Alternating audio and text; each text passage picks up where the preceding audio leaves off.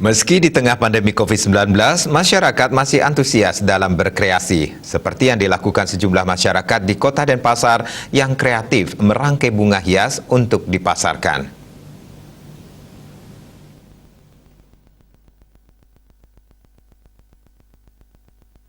Ruang kreativitas masih terbuka lebar meski kita masih berada dalam pandemi COVID-19.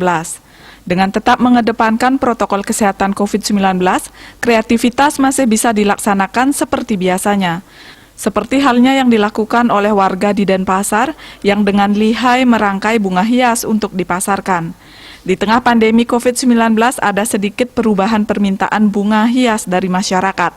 Saat ini banyak datang permintaan dari kalangan dewasa. Hal tersebut karena aktivitas anak muda sudah dibatasi seperti acara wisuda yang kebanyakan dilakukan secara daring.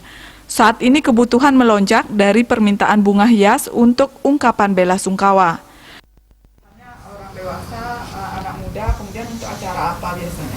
Kalau untuk saat ini di musim pandemi, kita kebanyakan sekarang ordernya memang datangnya dari kalangan yang lebih berumur ya, lebih seperti orang dewasa yang sudah bekerja.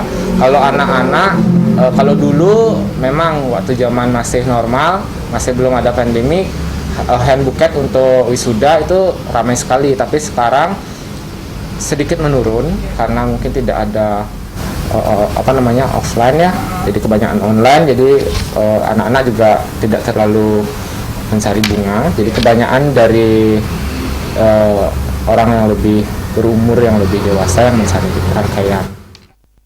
Pemirsa, untuk tetap bisa berkreasi di tengah pandemi COVID-19, tentunya dengan menerapkan protokol kesehatan COVID-19 secara ketat, seperti halnya memakai masker, mencuci tangan, menjaga jarak, dan menghindari kerumunan.